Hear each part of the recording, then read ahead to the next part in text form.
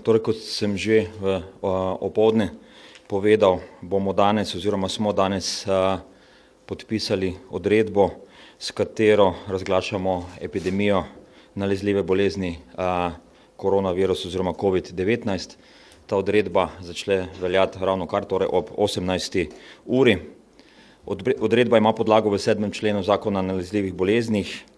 Epidemija je bila pa razglašena zaradi povečane nevarnosti širjenja koronavirusa. Podlaga je bilo strokovno mnenje Nacionalnega inštituta za javno zdravje, ki pravi, zaradi hitro spremenjajočih epidemioloških razmer in hitrega naraščanja števila novih potrjenih primerov COVID-19, Nacionalni inštitut za javno zdravje predlaga Republiki Sloveniji, da razglasi epidemijo. Ta scenarij je bil pričakovan. Če bomo razglasili epidemijo, bo imel sistem civilne zaščite podlago, da skupaj z nami vodi tudi koordinacijo, ki je bila nekako predlagana že včeraj. Zdravstveni sistem bo v teh časih, ko je zelo obremenjen z svojim delom, razbremenjen koordinacije in to na najvišji ravni. S tem sledimo tudi včerajšnji razglasitvi pandemije, ki jo je razglasil generalni direktor Svetovne zdravstvene organizacije zaradi hitre širitve koronavirusa po svetu. Že ves dan dežujejo priporočila infektologov, bili ste seznanjeni v javnosti tudi z pismom infektologov, ki pozivajo k zelo strogim ukrepom v naslednjih dneh in tednih, ki bodo pravzaprav ključni, ali nam bo uspelo zamejiti to hitro širitev koronavirusa. Od zadnjega poročanja do zdaj imamo v Sloveniji 96 potrjenih primerov. Več o primerih vam bo povedala direktorica Inštituta za javno zdravje. Pred dobro uro smo zaključili tudi videokonferenco na ministrski ravni EU z ministri za zdravje in pa Evropsko komisarko za zdravje in komisarjem Lenarčičem. Evropski center za nadzor bolezni je predstavil najnovejšo oceno tveganja in priporočila za obvladovanje virusa. Virus se nezadržno hitro širi in na mestu so ta trenutek vsi ukrepi, ki jih izvedemo in z njimi poskušamo preprečiti širjenje ali pa nadaljnje širjenje virusa. To so ukrepi, ki smo jih danes že predstavili, kot so zaprtje šol, omejevanje mejnega prehoda, umirjanje javnega življenja in seveda delo na domu, kjer je to le mogoče. Vse države ta trenutek znotraj Evropske unije se usmerjajo v podobne ukrepe, ko jih tudi Slovenija sprejema v zadnjih dneh in se pripravlja na širšo razsežnost virusa. Vsi ministri smo se zavzeli tudi za solidarnost med državami, predvsem zaradi dejstva, da v vseh državah, prav v vseh državah Evropske unije ta trenutek kronično primanjkuje zaščitne opreme. Evropska komisija bo z svojimi mehanizmi storila vse, da bodo države, ki opremo najbolj potrebujejo, to tudi dobile. Popoldan smo zaradi nove situacije in zapiranja šol imeli tudi sestanek z vodstvi bolnišnic in to z tistimi največjimi in najpomembnejšimi, ki sodelujejo v fazi 1 in fazi 2 našega načrta. Sprejeli smo kar nekaj pomembnih sklepov, ki vam jih bom tudi prebral, tako da boste vedeli, kako bo potekala oskrba pacientov v naslednjih dneh v slovenskih bolnišnicah. Najprej dogovor med bolnišnicami glede na trenutno stanje je, da prehajamo tudi uradno v fazo 2 in smo aktivirali za sprejem bolnikov tudi ostale regionalne bolnišnice. V oskrbo se bodo sprejemali le tisti bolniki, ki zaradi klinične slike potrebujejo bolnišnično obravnavo, tisti bolniki, ki imajo lažjo ali pa blažjo klinično sliko, bodo bolezen prebolevali doma. Dispečerska služba, ki bo prevzemala paciente, bo njihov prihod v bolnišnice najavljala, predtem pa seveda preverjala kapacitete v posameznih bolnišnicah. Od ponedeljka 16.3. se za 14 dni v vseh slovenskih bolnišnicah, ne govorim samo o splošnih bolnišnicah, ampak tudi o specialističnih bolnišnicah, odpove vse specialistične preglede, vse operativne posege, razen tistih storitev, ki imajo stopnjo nujnosti nujno in zelo hitro. Ne odpove se onkoloških storitev ter obravnave nosečnic. Kjer je možen e-posvet, tako med stroko kot tudi za pacienti, bo seveda to v čim večji meri izvedeno. V programu Zora, Dora in Svit se dokončajo posegi, ki so terapevtski oziroma nujni. Vsi ostali preventivni programi se začasno zaustavijo. V medijih bomo objavili tudi sankcije za vse tiste, ki kršijo karanteno, širijo okužbe in s tem ogrožajo druge prebivalce. Opozori se na izvajanje nasilja nad zdravstvenim osebjem. V zadnjih dneh in tudi danes smo priča dobivamo informacije o nasilju nad zdravstvenim osebjem in bolniki, predvsem se nam pa to dogaja v velikih bolnišnicah, v urgentnih centrih. Ministrstvo za zdravje bo preverilo vse kadrovske kapacitete ob opustitvi teh preventivnih dejavnosti in prerazporejalo zdravstveni kader znotraj institucij oziroma znotraj delovišč, kot bo to velevala situacija. Zdravstveni zavodi bodo v soglasju z glavnim mentorjem in predstojnikom oddelkov, kjer krožijo specializanti, pozvali svoje kadre k začasnemu delu v matičnih ustanovah. Torej, specializanti, ki krožijo v drugih bolnišnicah, se bo vrnili v matične ustanove. Dopoldan smo govorili še o eni odredbi, ki je prav tako začela veljati ob 18. uri. To je odredba o omejitvi določenih pravic zdravstvenih delavcev in sodelavcev. Ta odredba omejuje oziroma prepoveduje koriščenje letnega dopusta, omejitev pravice do stavke in pravice do udeležbe na usposabljanjih in izobraževanjih v okuženih ali neposredno ogroženih območjih. Velja za vse zdravstvene delavce, veljati pa je začela danes ob 18. uri. Prav tako že velja odredba o zapiranju šol, da ne bom zopet ponavljal. Ta odredba je prav tako v veljavi in sicer bo veljala do vključno 29.3. Začne se pa smiselno uporabljati v ponedeljek. Toliko za enkrat o tekočih dogodkih in informacijah, seveda bomo z veseljem tudi odgovorili na dodatna vprašanja. Hvala ministru. Zdaj prosim direktorico NIJZ za pregled aktualnega stanja. Izvolite. Dober dan želim. Epidemiološka situacija v Sloveniji se hitro spreminja. Le skupaj pa lahko pripomoremo k zajezitvi širjenja virus COVID-19. Zato na začetku ponovno, kot že večkrat, poudarjam higienske ukrepe.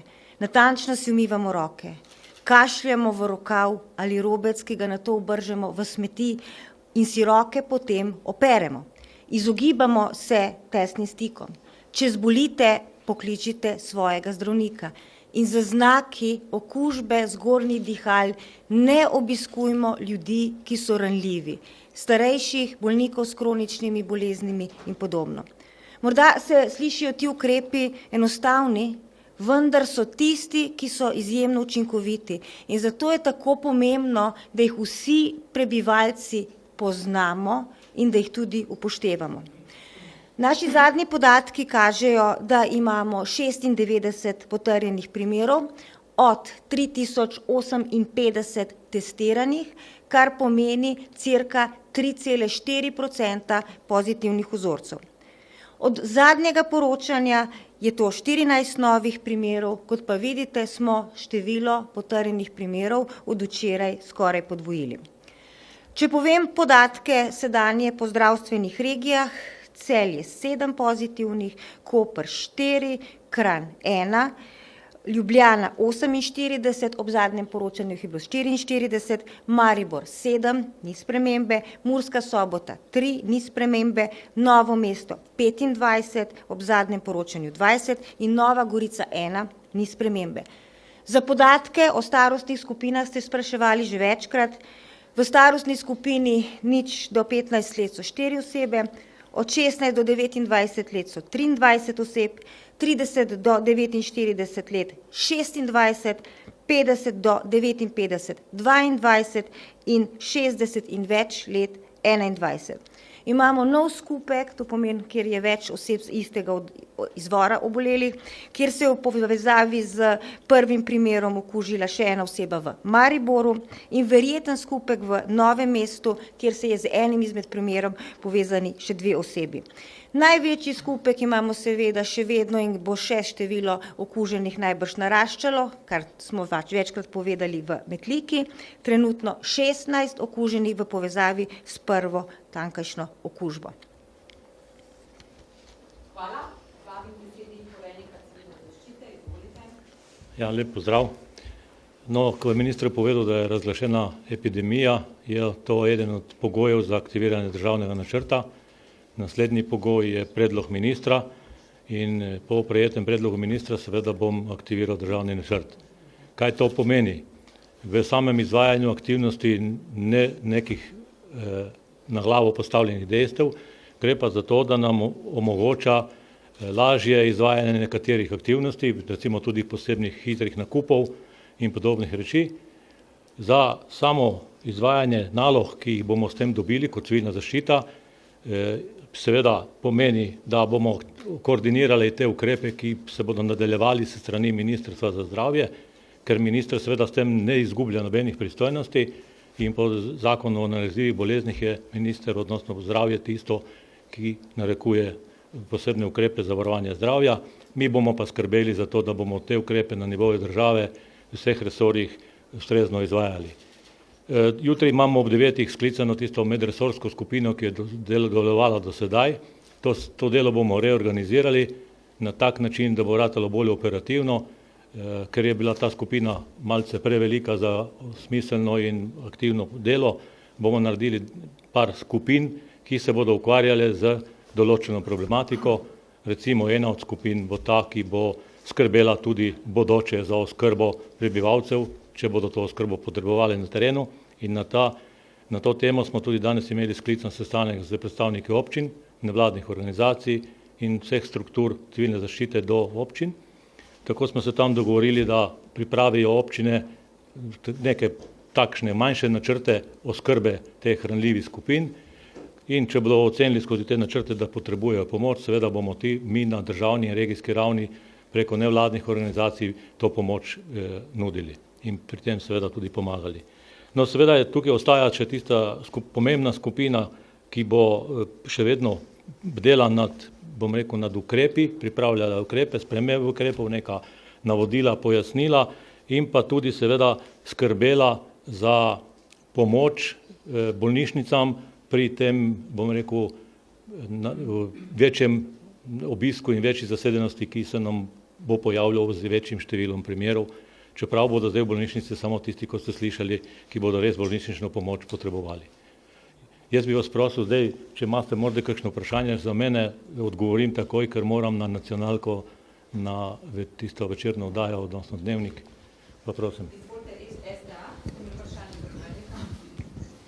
Ja, pozdravljeni, Peter Ravsnik, STA. Me samo zanima, kandidat za obrambnega ministra je napovedal, da ne bi dobili iz Kitajske dodatne respiratorje, pa me zanima, koliko respiratorjev sploh imamo in teh ECMO naprav in koliko bi jih rabili. Nisem se kaj, da bomo dobili? Respiratorje dodatne. No, mi imamo na ministrstvu, pa ne samo na ministrstvu, tudi na MJU-ju in na celi vladi poteka več aktivnosti za nabavo novih zaščitnih sredstev, ne samo respiratorjev. Tako je bilo danes sestanek na blagovnih rezervah, katere koordinirajo tudi nabavo iz njihove strani na podlagi tistega sklepa vlade, ki so bile blagovne rezerve dane v uporabo. Zdaj gre za zanovitev teh blagovnih rezerv. Seveda tukaj gre za nek normalen postopek, bom rekel, in te stvari ne bodo hitre. Prej sem omenil pa pri aktivaciji državnega načrta, pa ne imamo izjemo in ni nam treba upoštevati pravil javnega naročanja. Zdaj smo tako v kontaktu z več firmami, eno na Nizozemskem, lahko povem, eno v Ukrajini, ampak to smo že črtali, ker imamo blagovne rezerve, imajo slabo izkušnjo z podobno firmo, pa morda celo isto firmo.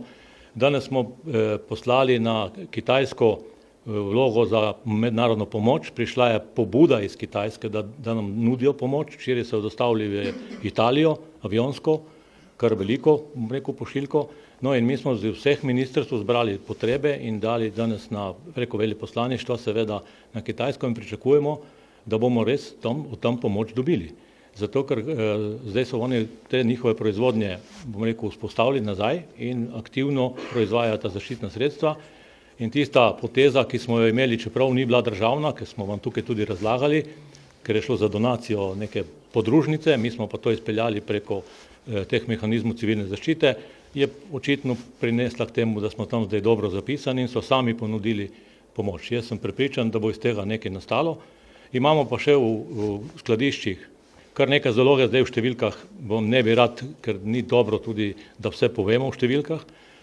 Imamo tudi določen del še zalog bom rekel, na lagerju, ki so namenjene zdravstvu, tiste, ki so prišle iz blagovnih rezerv v naše skladišče, niso še vse porabljene in upam, da ne bodo še tako hitro, dokler ne dobimo novih. Mi pa imamo za naše strukture, pa jaz ocenjujem, da imamo dovolj. Imamo pa še na zalogi, če bo interesent od seveda tistih, ki to potrebujejo, zaščitne maske, tiste kirurške, ki pa niso vodoodporne na žalost, ampak za uporabo v bolnišnicah in za tiste prenos tam pri pacientih so uporabne in jih bomo lahko dali tudi za drugi namen. Še Planet ima kratko vprašanje. Prosim v nekaj točkah, kaj konkretno bo to pomenilo za prebivalce, kako bodo to občutili že jutri v ponedeljek. Kaj mislite? Aktivacijo državnega načrta. No, jaz sem prepričan, da ne bodo nič kaj občutili, še sploh pa v slabem smislu ne. Gre za to, da bomo poskušali, in minister je omenil, razbremeniti, ne poskušali, bomo razbremenili zdravstvo, ki je do zdaj praktično samo peljalo to z nekimi našimi asistencami. Zdaj bomo to koordinacijo na vrhu izvajali preko civilne zaščite in preko naših struktur. Seveda, absolutno še enkrat poudarjamo povezavi z zdravstvom in z njihovimi predlogi ukrepov.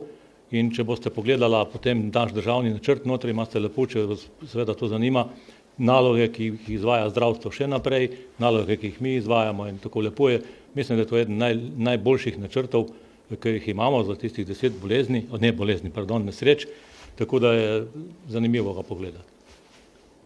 Hvala poveljniku. Hvala lepa. In nadaljujemo. In sicer veseli smo, da je z nami dr. Tomažič, predstavnik stroke. Izvolite. Vsi lepo pozdravljeni. Torej, namen apela infektologov je izrazito konstruktiven. Zakaj smo se mi za to odločili? Predvsem, ker od blizu spremljamo, kaj se dogaja na kliniki, spremljamo pa tudi na terenu preko klicnega centra, kjer je vsak dan vsaj 1000 vprašanj in čutimo zadrego prebivalcev, zelo tudi zanimiva vprašanja so. Skratka, ne želimo si scenarija Italije, vemo, da je kar nekaj dobrih praks in temu mislim, da je pametno, da sledimo. Torej, naš predlog, bistvo našega predloga je, da se življenje ustavi, javno življenje ustavi za 14 dni. Zdaj bomo povedali nekaj ključnega, kar vidimo tudi pri naših bolnikih, ko jih zelo natančno sprašujemo. Torej, virus je verjetno bolj nalezljiv, kot si predstavljamo, ni nujno, da zelo veliko kašljajo, torej imamo tudi primere, ko se prenese z minimalnimi, bi rekel, težavami bolnika in če smo to primerjali z gripo, vedno poudarjamo, da je neprimerljivo, ker je kužnost veliko večja. Skratka, kaj bi res poudaril? Poudaril bi, da se čim bolj, seveda, če je to možno, država se ne more ustaviti, ne more se ustaviti gospodarstvo, ampak čim bolj, če je možno, da državljani ostanejo doma in če že morajo, naj ne uporabljajo javnega prevoza. Skratka, te bližnji kontakti so nevarni. Zdaj bo ogromno mladine ostali doma in moram žal reči, naj uporabljajo socialne medije, ker jim vedno odsvetujemo, zdaj jim pač to svetujemo. Torej, te poudarki se mi zdi ključni, potem bi pa še omenil, znanje je moč. NIJZ ima res dobra priporočila, navodila, v Googlu tipkajte NIJZ in si preberite. Torej, se pravim, znanje je moč, če boste prebrali, ne samo poslušali sosede in paničarje, ki so pač bolj panični, kot je potrebno. Torej, preberite se si za, bi rekel, sorodnike, ki niso kos internetu, sprintajte ali pa jim povejte najpomembnejše informacije. Torej, poudaril bi na koncu, vsak posameznik je odgovoren, kot bo vsak posameznik odgovoren, bo ranljiva tudi družba. Seveda pa moramo, kot smo danes slišali, ministrstvo, civilna zaščita, epidemiologi in zdravstvo, moramo poskrbeti za čim boljše pogoje, ampak apel je bil predvsem zato, ker vidimo, da se vsak dan stanje eksponentno slabša. Najprej smo mislili, da je to zelo oddaljeno na Kitajskem, žal smo dobili to od naših sosedov in mislim, da je še čas, da ukrepamo. Moram pa reči, da moramo biti optimistični, ampak tudi realni. Skratka, apel čim manj druženja.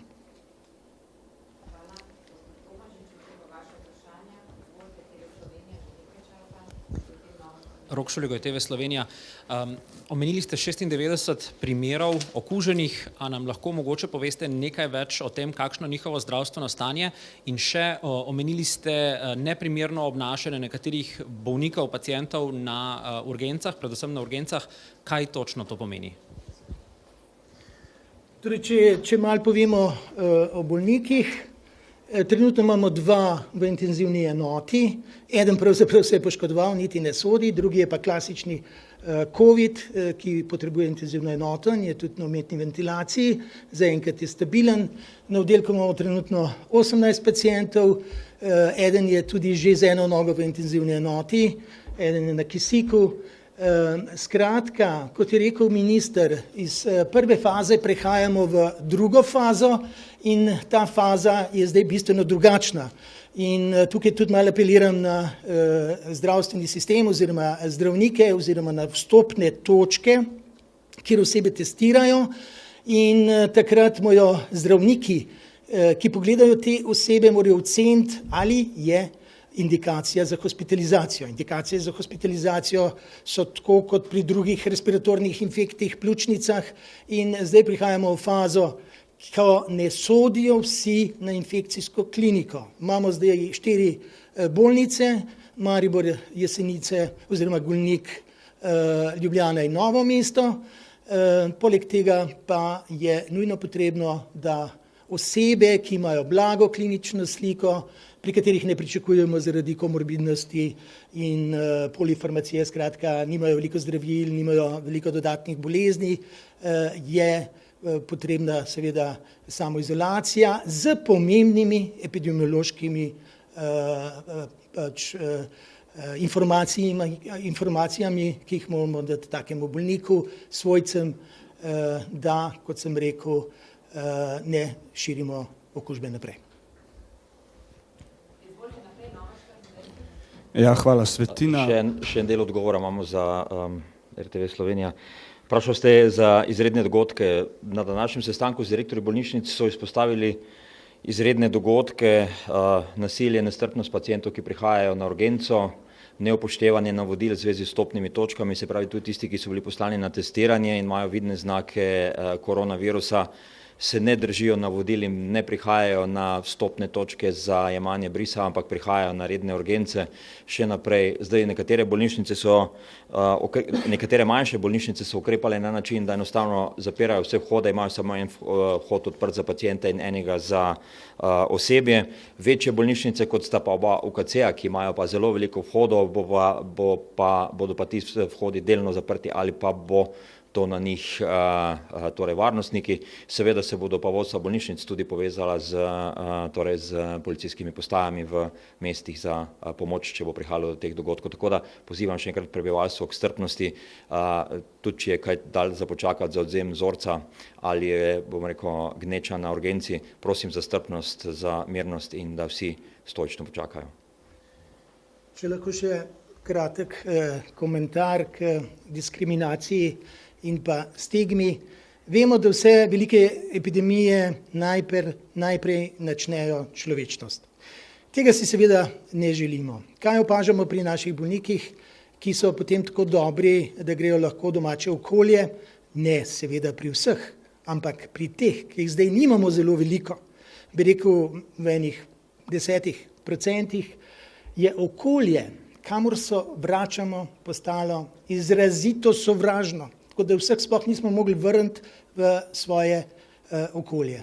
Zato smo že razmišljali, da bi angažirali kakšne osebe iz FDV-ja ali pa tudi iz klinične psihologe in tako naprej, da bi javno spregovorili, kako pomembna je človečnost v tej situaciji. Jaz se že ukvarjam 25 let z HIV-ajcem. Vem, da smo na primer to okužbo obvladali, nismo jo pa obvladali v naših glavah. Kaj šele s koronavirusom, ker je čist nekaj novega, ker je čist nekaj tudi za nas zdravnike, nekaj, o čemer ne vemo, ker se pravzaprav sproti učimo. Vsak dan imamo na kliniki seminarje, ko bi rekel, preigravamo izkušnje, ki jih dobivamo. Danes, na primer, je kolegica predstavila vse bolnike, ki so bili do zdaj hospitalizirani, kakšen je bil potek, kdaj se je stanje poslabšalo, kdaj smo se odločili za zdravljenje. Skratka, pridobivamo izkušnje, seveda beremo tudi literaturo, ampak torej ta stigma, diskriminacija, torej zaupanje je ključno. Zato je pomembno, da damo jasne informacije, poštene informacije in s tem bomo tudi dobili zaupanje javnosti. Ja, hvala, dr. Tomažič. V izogib raznoraznim informacijam, ki krožijo po socialnih omrežjih, me zanima, a je ta pacient, ki je na ventilaciji v intenzivni negi, v kritičnem stanju ali ne, in če gre za tega 69-letnega motorista, o čemer se je govorilo. Glejte, konkretno ne bomo govorili. Konkretno ne bomo govorili, ne gre za tega motorista, mimo grede, tako da ga razbremenimo, ker najbrž ga veliko oseb pozna. Skratka, prosil bi tudi novinarje, bi tudi prosil, da pač ohranijo res v tej situaciji profesionalnost na najvišjem nivoju. Ne kritiziram nobenega tukaj, ampak tako nasplošno govorim ad rem, ne ad hominis. Skratka, ta oseba ni, seveda, če je na umetnih pljučih, potrebuje 60% kisik, si lahko predstavljate, da je stanje seveda ni, da je deloma kritično, ni pa še čist usodno. Še vprašanje za gospoda ministra. Glede na to, da bo verjetno jutri oziroma v soboto s poslom nastopil novi minister, dr. Gantar, me zanima, če ste ga morda že kaj uvajali v delo, če ste ga seznanili s potekom dogodkov in če boste z njim še sodelovali v prihodnjih dneh, da bi se posli lažje prenesli. Torej, pred nekaj dnevi smo se sestali ministri odhajajoče in ministri prihajajoče vlade. Tudi oba predsednika sta bila prisotna na tem sestanku, gospoda Gantarja ni bilo. Jaz sem v detajle pojasnil situacijo, načrte, ki smo jih, oziroma scenarije, ki jih pripravljamo za naprej, vse ukrepe, ki smo jih že sprejeli. Dnevno vem, da so sodelavci iz ministrstva v kontaktu z gospodom Gantarjem, seveda bom pa jutri na primopredaji, ki bo verjetno kar dolga, gospodu Gantarju prenesel celotno situacijo, detajle, je pa pravzaprav ta trenutek prehoda res mogoče neposrečen, saj je situacija precej pereča, tako da z moje strani bo dobil vse potrebne informacije, da bo lahko prevzel resor. Vprašanje. Najprej ob 12. oziroma na dopoldanski tiskovni konferenci je bilo rečeno, da bodo tisti zaposleni, ki pač upravljajo dela, ki so nujna za delovanje družbe, upravičeni do varstva svojih otrok, če se morda že konkretno ve, kateri bodo ti poklici. In pa vprašanje kolega, ki je bil danes na meji, policisti pravi, da ne samo, da zahtevajo to potrdilo o tem pač, da oseba ni okužena oziroma da merijo temperaturo, ampak da tudi sprašujejo, kam ta oseba gre naprej oziroma od kje prihaja, pa nas zanima, na podlagi česa to sprašujejo, če morda veste, ker v uredbi tega ni.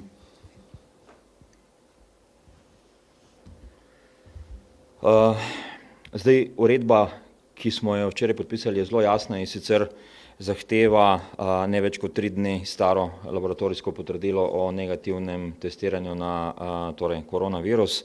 Vkolikor oseba tega nima, mu zdravstveno osebje izmeri telesno temperaturo, ki ne sme biti višja kot 37,5 stopinj ter ne sme kazati vidnih znakov obolenj zgornjih dihal. Zakaj mu pa postavljajo vprašanja, torej odkot prihaja in kam je napoten oziroma kam je namenjen, pa vam žal ne znam odgovoriti, ker to ni del uredbe, tudi z naše strani ni bilo danih takšnih navodil. Prvi del vprašanja vašega je pa namenjen za druga resorna ministrstva, v bistvu vam ta trenutek težko odgovorim na njega.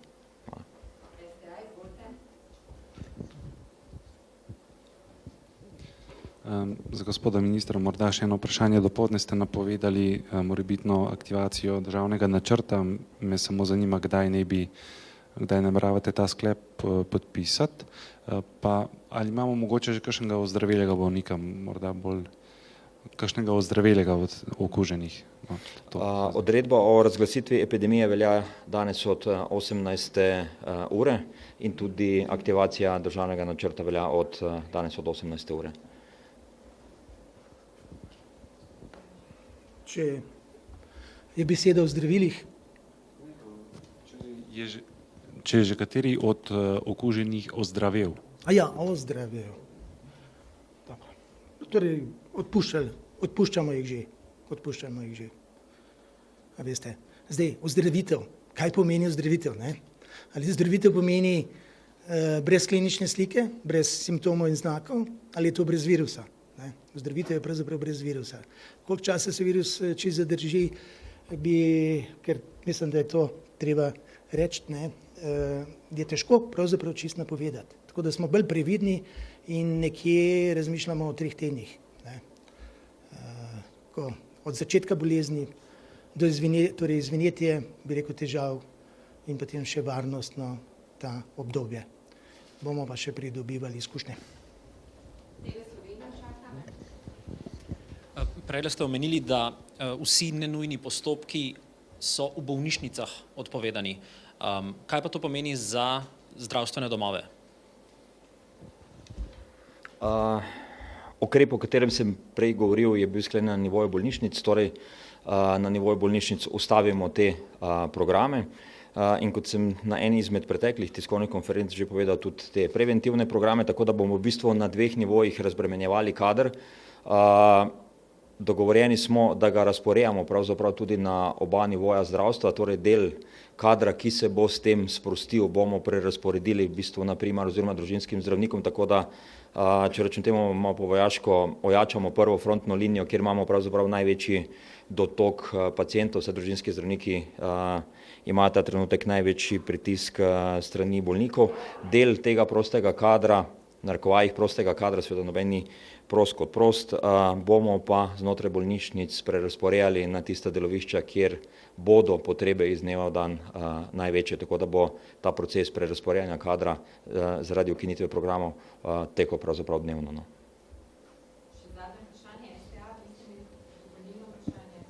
V bistvu ni dopolnilo, je majhno drugačno, niti ne vem, če imate te podatke, skratka, kako potekajo zdaj ti pregledi na mejah, a je bil že komu zavrnjen vstop in kdaj ne bi na letališču začeli meriti temperaturo? Ali je bil kdo od potnikov zavrnjen na katerikoli tej mejni kontrolni točki, ki so bile včeraj vzpostavljene, nažalost nimam tega podatka. V zvezi z letališčem Brnik pa ta trenutek vam ne znam odgovoriti, ampak postopek že, mislim, da ste me dopoldan to spraševali, zadeva poteka, tako da verjamem, da bo v najkrajšem možnem času tudi ta entry screening na Brniku vzpostavljen, zagotovo pa v nekaj naslednjih dnevih. Hvala, če ni več vprašanj, najlepša hvala sogovornikom. Jaz bi izkoristil priložnost glede na to, da jutri prihaja nov minister, tako da v bistvu, kako naj rečem, na tem mestu se tudi poslavljam z tega dela in tudi mi se vidimo zadnjič. Seveda bom tudi jutri zadnji delovni dan oddelal vse nujno potrebne oziroma potrebne stvari in seveda predal delo. Jutri bosta z vami direktorica Inštituta za nacionalno zdravje in pa seveda poveljnik civilne zaščite, ki vas bota verjetno v naslednjih dneh in tednih tudi dnevno spremljala pri podajanju oziroma prenosu informacij. Skratka, seveda bi izkoristil to priložnost in se vam zahvalil za korektno sodelovanje in korektno poročanje, ki je zelo pomembno v tej fazi krize, saj prebivalci potrebujejo dnevno oziroma iz ure v uro tudi kako ne rečem, informacije. Izkoristil bi tudi in se zahvalil obema sodelavcema, s katerima smo preživeli zadnje tedne in ure in noči, to sta Nina Pirnat in Srečko Šesten. Seveda bi se zahvalil tudi vsem zdravstvenim delavcem, ki delajo odlično v tem času krize. Želel pa bi povedati tudi, da je bila pravzaprav že od vsega začetka moja velika želja, da zdravstvo ni deljeno na naše in vaše, da ni deljeno na leve in desne in v tem smislu sem zmeraj tudi deloval. Tako da v bistvu odhajam z razglasitvijo epidemije, ni ravno najboljše slovo, ampak včasih ga ne moramo zbrati, tako da hvala lepa in vse dobro.